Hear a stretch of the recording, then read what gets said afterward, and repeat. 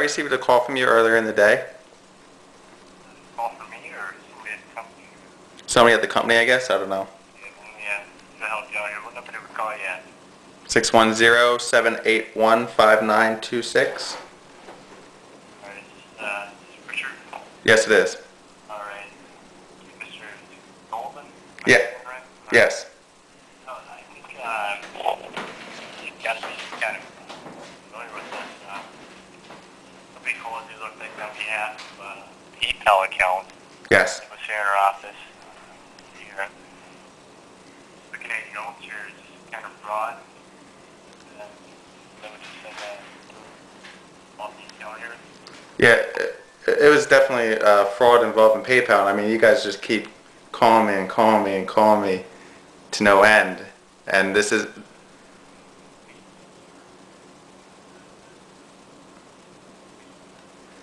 I sold an item to a gentleman. This is like the 100th time I repeat this. I filed...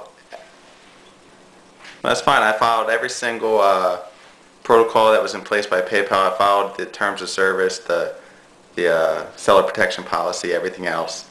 Customer received the item. He painted my item. He wanted to return it because he was not happy with it, I guess, after he painted it. There's a expensive amplifier, and I refused to take it back. He did a chargeback through PayPal, which PayPal should not have granted because it was a fraudulent chargeback. He even put that in his reasoning to get a chargeback because he didn't like the item because he painted it. And now PayPal wants me to get the money back, which is, it's not a valid debt. I mean, it's actually against the law.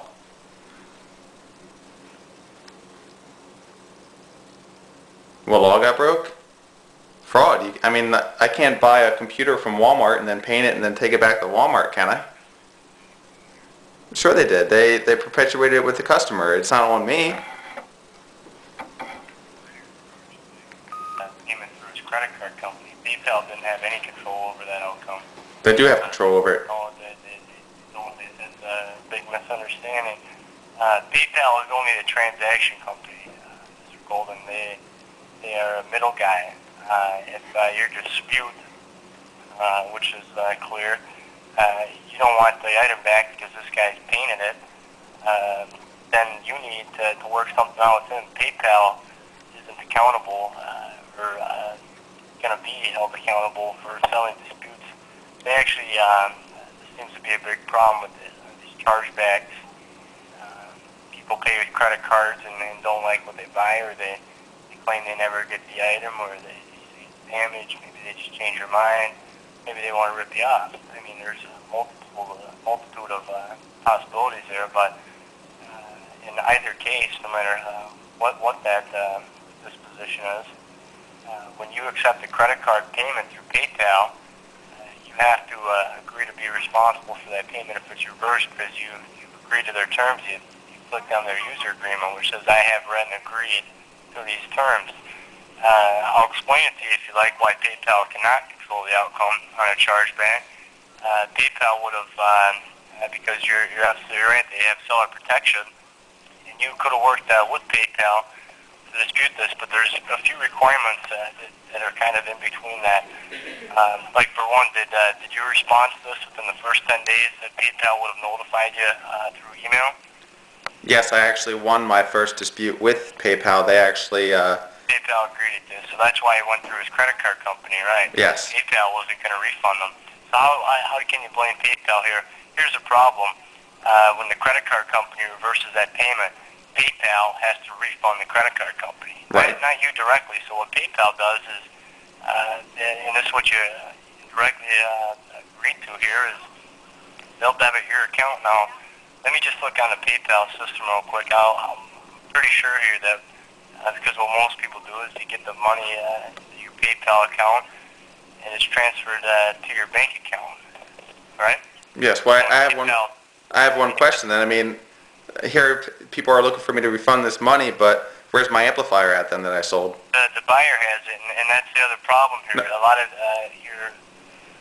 I'm just, maybe I'm going too far, but a lot of people assume PayPal is responsible for returning the item. PayPal is accountable. PayPal doesn't bring your item from your house to this guy's house. They only do the transaction. if you want your amplifier back, then you need to contact the buyer and get it for me. What can PayPal do about it? Okay, one more question. PayPal actually sent me an email from PayPal with my full name in it, and they said that they have my item. I had 30 days to get them the money or I lose my item. Well, if PayPal's got your item, then pay your balance and get your item back. You know, I don't know what to tell you. You know, I don't mean to seem like a jerk. I'm not I suppose, real familiar with amplifiers, but I know why you're upset. The guy painted it. I don't know what the color is or anything, but it's probably something that you wouldn't have done, I'm assuming. So it sounds like your dispute is pretty straightforward here. If you're gonna, you know, suppose get your amplifier back, PayPal will, maybe it's kind of collateral, I suppose, in a way. Well, in any other instance, I mean, had I have gone out and got another credit card processing service for my eBay use, I would have full view of the person's credit card company, etc., that I could contact them. PayPal doesn't afford me that option to do that, which is, again, you know, which is counterproductive to me, because PayPal wants to hold themselves out as a service, but they're of no service to me if they're not going to provide me that information. What info would you need? The name of his credit card company, so I could dispute it, because PayPal is supposed to be my service that disputes it for me, but they have not done anything for me. So if they are only a service provider, then they denied this guy's claim. So right, initially, but there's other processes. There's the appeals. There's, you know, arbitrary things I could do, etc. But PayPal doesn't afford me the option of seeing what credit card company this guy used. You've got a point there. You'd have to ask PayPal why they don't give you that info. And one more question. They have a reason, but regardless, you know, I know where you're going with this.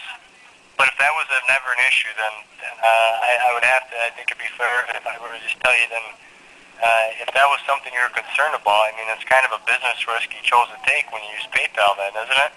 Yeah, I agree with you there. I mean, that's definitely the case. Right? That's definitely the case, yes, definitely. Look, you seem like you want to get this taken care of. I mean, I don't blame you for being a little upset about it. But if you see maybe just the bigger picture here, I think it's probably at this point in your best interest to make some resolution on this. Can you do me a favor and send me a written copy of my debt to verify the debt? I think I'm entitled to that. I'm entitled to that, ain't I? Yeah, we did send you a letter. You sent me a letter with the dollar amount, but you not give me specifically what the debt is.